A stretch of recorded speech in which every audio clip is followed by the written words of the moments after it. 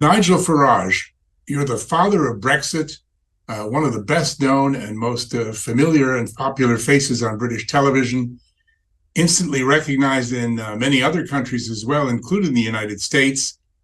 Your uniquely winning personality, presentation, and common sense candor have brought you close to world leaders and all sorts of major figures in all walks of life. And it's this that compels me to ask you whether you believe, and if you do, why you think we have such a vacuum of good leadership in the Western world at the present time. This dreadfully frustrating and worrying situation is one of the major narratives of our current days. Well, you're absolutely right. And I think one of the main reasons is this. If you go back, through previous decades and look at leaders that we produced in, let's say, America and the United Kingdom to begin with, you find leaders who, before embarking upon political careers, had done other stuff. They'd been in business. They'd risen up through the ranks of the trade union movement. They'd, in General Eisenhower's case, commanded the D-Day operation. I mean, these were people of real substance who then went into politics later in life thinking that they might be able to give something back. Now, some of them turned out to be good leaders, and some of them turned out to be completely rubbish. But have a look at today's generation of leaders. I mean, Joe Biden has been on Capitol Hill for half a century. I mean, there isn't much life outside of politics and the games of politics. And you look at the sort of prime ministers that we've had in the United Kingdom, nearly all Oxford University, nearly all viewing politics actually as a career as opposed to a calling. And you see, if you go into politics and aim at political leadership, well, there are two types of people that do it. There are those who want to be something, and that means rank, title, position, and respect as they see it among their peers. And then there are those that want to do something. And those that want to do something couldn't give a damn what anybody in the capital cities thinks of them, don't care about criticism from the New York Times or the Guardian or the BBC or CNN. They actually couldn't care less.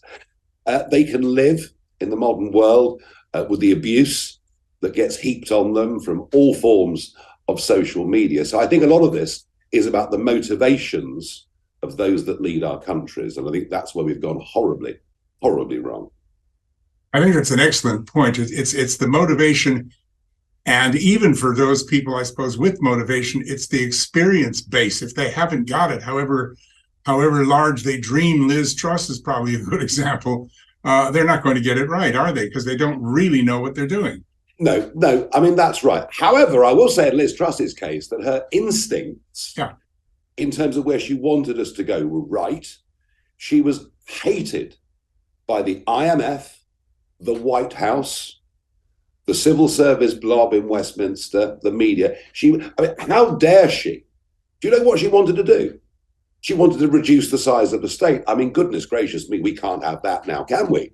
She wanted to reduce taxation. Oh, that would never do. Oh, and worse still, she wanted to incentivize ordinary men and women to set up their own businesses and succeed. Well, we couldn't have any of that. And here's the irony. The financial markets crisis that led to her resignation, gilt yields today are higher than they were at the time of Liz Truss's resignation. And I'm listening, I'm waiting for the IMF to say something. No, not a word. So, having real life experience not only equips you to deal with difficult things in life, but there's something else here. It gives you a connection with ordinary people. Yes. Rather than a connection with the bubbles that exist inside DC and London, where you only speak to people who nearly always come from the same class, the same school, the same university, the same background, and the same ambitions. And this has happened right across the Western world, where the debates that take place inside the Beltway, for argument's sake, are very different to what ordinary folks care about when the family is sitting around having breakfast talking about what concerns them. Yeah, yeah.